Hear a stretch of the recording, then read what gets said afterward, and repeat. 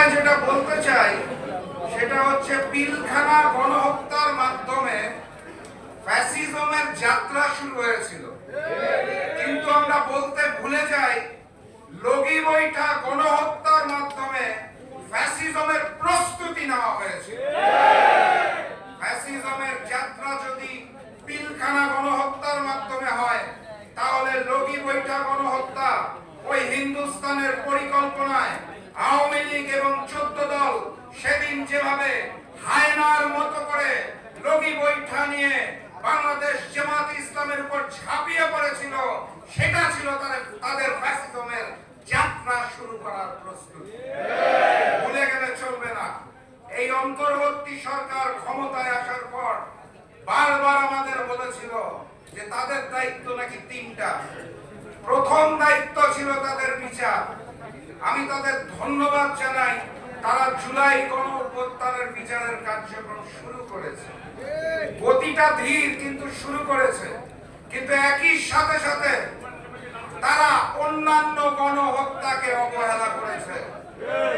আমরা অন্তর্বর্তী সরকারের কাছে আশা করেছিলাম তারা জুলাই গণহত্যার মতো লগি বৈঠা গণহত্যার বিচার কার্যক্রম শুরু করবে। আমরা আশা করেছিলাম তারা পিলখানা গণহত্যার বিচার কার্যক্রম শুরু করবে। আমরা আশা করেছিলাম তারা শাপলা গণহত্যার বিচার কার্যক্রম শুরু করবে। আমরা আশা করেছিলাম বাংলার মাটিতে মোদী বিরোধী যে আন্দোলন হয়েছিল সেই গণহত্যার বিচার তারা শুরু করবে। আমরা আশা করেছিলাম আল্লামা দেলোয়ার হোসেন সাঈদীর যে রায় দেওয়া হয়েছিল, তারপরে বাংলার রাজপথে যে গণহত্যা হয়েছিল সেই গণহত্যার বিচার কার্যক্রম তারা শুরু করবে। কিন্তু আমরা অত্যন্ত দুঃখের সাথে লক্ষ্য করছি তারা শুধুমাত্র জুলাইয়ের হাজারো শহীদের রক্তের বিনিময়ে যে মসনদে বসেছে, শুধুমাত্র জুলাই গণঅভ্যুত্থানের বিচারটাই শুরু করে দিয়ে চলে যেতে চায়।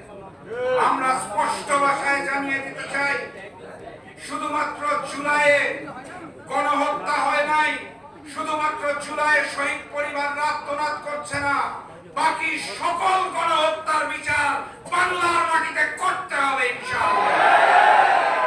আপনারা যদি না করতে পারেন তাহলে দুহাত তুলে হ্যান্ডস আপ করে বলে দিন ইনশাআল্লাহ আগামীতে যেই সংসদ গঠিত হবে, আগামীতে যে ইসলামের আইন কানুন হবে, আগামী সংসদে জনগণের যে প্রতিনিধিত্ব থাকবে, সেখান থেকে প্রয়োজনে আমরা লগি বৈঠা থেকে শুরু করে